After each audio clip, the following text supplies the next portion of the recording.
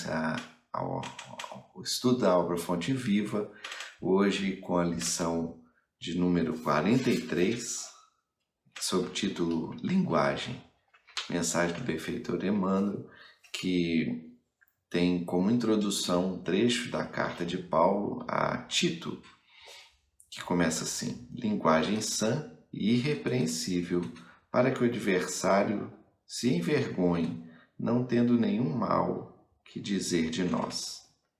Tito, capítulo 2, versículo 8. Tito foi um gentio que se converteu ao cristianismo e foi companheiro de Paulo, e nessa oportunidade ele estava em Creta cuidando de uma das igrejas, né? E Paulo, que correspondia com os seus com as suas igrejas ou com os seguidores, com os cristãos, né, seguidores de Jesus, através das diversas mensagens, das diversas cartas, nessa oportunidade se dirigiu a Tito. E em que ele passa várias orientações para ele. Nesse capítulo 2, Paulo se refere aos deveres das várias classes de pessoas crentes, né, das que acreditam no cristianismo, que acreditam em Jesus. E aí vai falando dos moços, das mulheres, dos idosos, né, a forma deles se comportarem ou se expressarem, enfim, passando as orientações para Tito.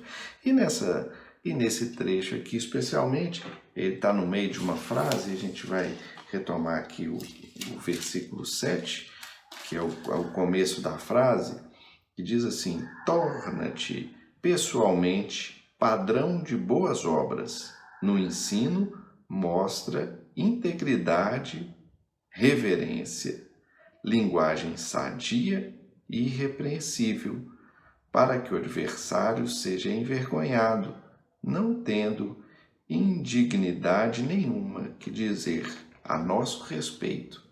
Então, se refere à forma de como Tito ensinava na sua igreja, para que ele fosse fiel à mensagem do Cristo, para que ele tivesse propriedade na sua fala, né, que ele tivesse conhecimento, precisão, não fosse arrogante, não extrapolasse os ensinamentos de Jesus, mas sim fosse fiel aos ensinamentos do Cristo, para que, né, os adversários, tantos naquela época, não encontrassem ali escândalos ou brechas que pudessem macular o ensinamento do Cristo e dificultar o trabalho da igreja, não é isso? E o ensinamento do benfeitor prossegue assim: através da linguagem, o homem ajuda-se ou se desajuda. Ainda mesmo que o nosso íntimo permaneça nevoado de problemas, não é aconselhável que a nossa palavra se faça turva ou desequilibrada para os outros. Vejam só, vamos fazer pequenas pausas aqui durante o texto para a gente fazer referência ao nosso dia a dia, porque esse texto nos traz para o nosso dia, para as nossas situações cotidianas aqui de uma forma muito clara, e é possível a gente ver os abusos que a gente faz da linguagem no nosso dia. Veja só nesse parágrafo que acabamos de nos referir. Quantas vezes nós levamos os nossos problemas para o ambiente de trabalho, ou trazemos os problemas do ambiente de trabalho para o nosso lar, para a nossa casa, e nos expressamos de uma maneira desequilibrada e equivocada, né, levando uma desarmonia para os outros, né, para aquele que está nos ouvindo, né? Às vezes nós somos atendidos, isso é fácil da gente ver a nossa dificuldade, é mais difícil, mas ver a dos outros é mais fácil, né? Então, a gente muitas vezes vai ser atendido em alguma instituição, em algum local, numa loja, ou o que for, e a pessoa que nos atende com mau humor, né? com aspereza, com dificuldade, e tudo isso provocado por um problema que ela está vivenciando, né? Então, assim, não podemos deixar que os nossos problemas afetem a nossa forma de nos relacionarmos com os outros e não influenciem a forma como nós vamos nos comunicar com os outros. Então, apesar daquilo que estamos vivendo, de dificuldade, vamos ter a sabedoria e a responsabilidade de processar aquilo no nosso íntimo e, através da linguagem, falar com educação, com parcimônia e com atenção com o outro. O texto segue: cada qual tem o seu enigma, a sua necessidade e a sua dor, e não é justo aumentar as aflições do vizinho com a carga de nossas inquietações, né? Às vezes nós lamentamos mais do que devemos, né? Às vezes o nosso companheiro nos procura para compartilhar conosco um problema e nós nem damos a ele a oportunidade de se expressar. Nós já despejamos em cima dele toda a nossa angústia, nosso sofrimento, a nossa aflição, a nossa ansiedade. A exteriorização da queixa desencoraja, o verbo da aspereza vergasta, a observação do maldizente confunde. Olha só, né? A gente pode exemplificar de tantas maneiras essa frase, né? As pessoas, a gente derruba a esperança ou o otimismo das pessoas com certos comentários que a gente faz, né? Às vezes a pessoa está querendo abrir um negócio, toda cheia de planos, e nós falamos: poxa, nesse cenário econômico difícil, você vai arriscar a se expor a abrir o negócio? Quer dizer, a pessoa às vezes está tão bem preparada e aquilo vai dar tão certo, e nós, com um comentário às vezes inoportuno, né, com a nossa linguagem afoita e carregada de pessimismo, vai jogar um balde de água fria naquela pessoa que está tão cheia de otimismo e de esperança, né? Da mesma forma que a aspereza com que nós falamos, né, e aquilo causa, né, machuca o outro que está ouvindo, né? E às vezes aquela fala maldizente do outro, ela macula, né, a nossa visão que a gente tem da outra pessoa. Todos nós temos o lado bom, às vezes temos muitas coisas negativas também, mas às vezes procurando até fazer o bem, a outra pessoa entende de uma maneira equivocada e ressalta só a parte equivocada. Não tem indulgência, né, que o Evangelho nos traz de uma maneira tão clara, né, que a gente precisa observar. Não tem indulgência, fala mal, e a outra pessoa que está ouvindo acaba se confundindo com tanto mal que ela ouviu falar, né? Enfim, pela nossa manifestação mal conduzida para com os erros dos outros, afastamos a verdade de nós. Pela nossa expressão verbalista menos enobrecida, repelimos a bênção do amor que nos encheria de contentamento de viver. Tenhamos a precisa coragem de eliminar por nós mesmos os raios de nossos sentimentos e desejos descontrolados. A palavra é canal do eu. Pela válvula da língua, nossas paixões explodem ou nossas virtudes se estendem. A gente tem que prestar muita atenção, porque junto com as palavras, né, junto com a nossa expressão, com a nossa linguagem, expressamos os nossos sentimentos. Esse eu, né, que se refere, nós colocamos para fora junto com a linguagem tudo aquilo que está dentro de nós. Então, um momento oportuno da fala é importante a gente observar o nervosismo que a gente está, a ansiedade que a gente está, a forma que a gente consegue organizar as nossas ideias e expressar através das frases, né? Pontuar os nossos pensamentos de maneira adequada é importantíssimo. E, acima de tudo, nós expressamos, mais uma vez, repetimos aqui, expressamos, né, através da linguagem, o nosso sentimento. Então, precisamos observar, porque às vezes falamos com tanto rigor, com tanta tristeza, com tanta euforia, com tanta raiva, com tanta alegria, né? Então, cada um desses estados em que nós nos encontramos, ao nos expressarmos, as palavras, a linguagem saem carregadas desses sentimentos. Então, olha a importância de observarmos o que está saindo da nossa boca, né? E pode construir, como pode derrubar, né? Pode consolar, como pode causar mais desesperação. Ele pode enobrecer aquele ambiente, como pode perturbar toda a atmosfera.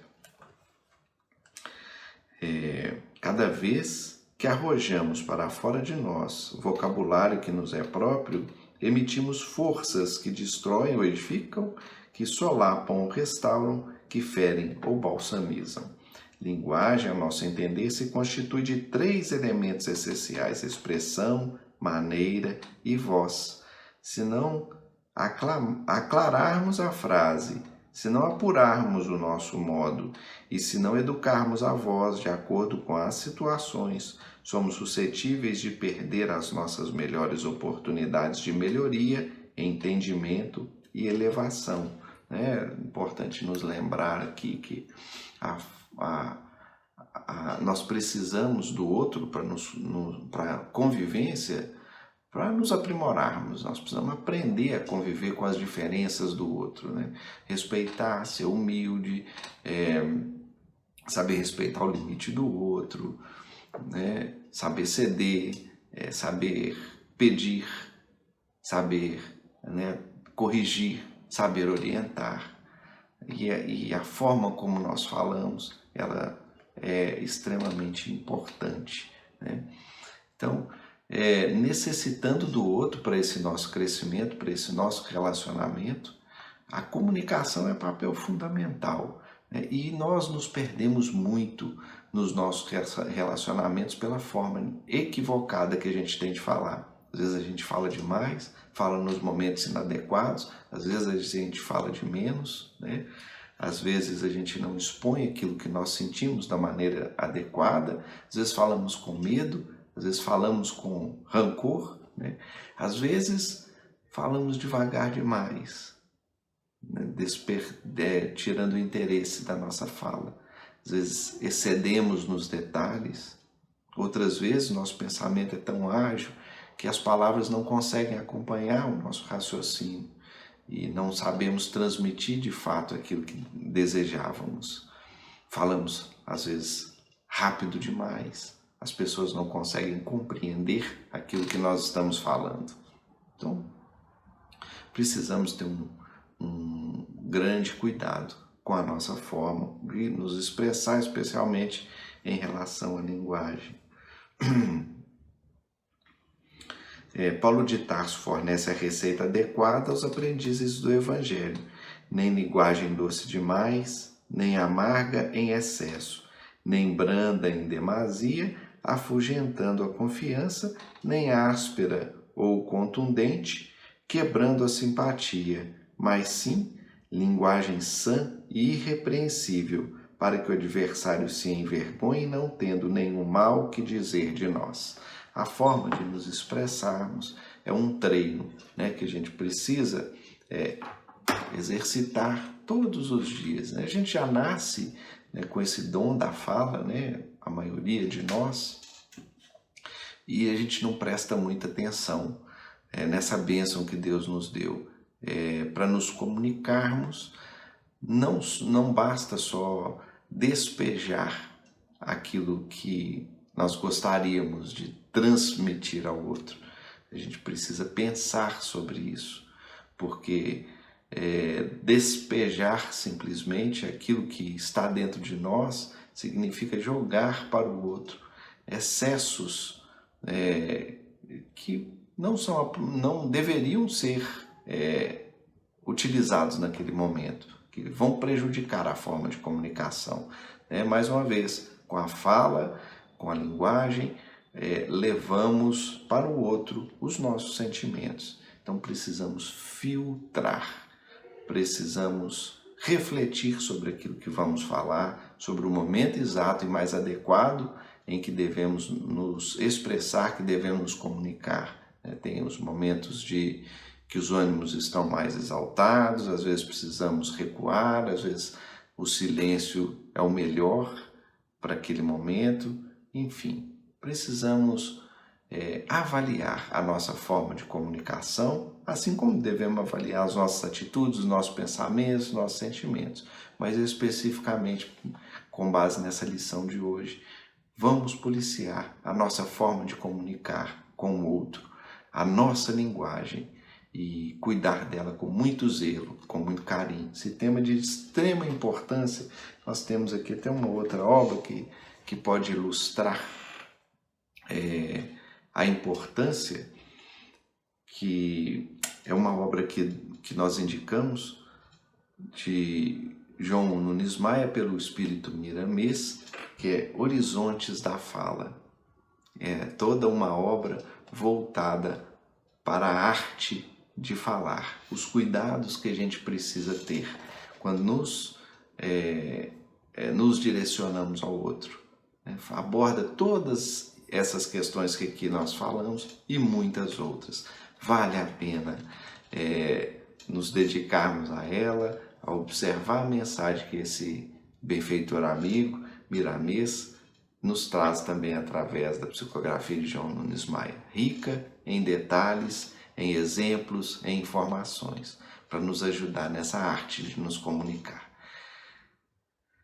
Que Jesus nos abençoe, nos ajude a observarmos a nossa maneira de nos expressar, especialmente em relação à nossa fala, em relação à nossa linguagem. Que sejamos mais humanos, mais humildes, que saibamos antes ouvir o outro, para depois nos expressar. E nas nossas necessidades de nos comunicar, de passar aquilo que estamos sentindo, que estamos pensando, que estejamos atentos à maneira mais adequada para que a nossa linguagem seja clara, seja simples, seja rica de informações e rica de sentimentos bons. Que até o nosso próximo encontro, que Jesus nos abençoe sempre. Que assim seja.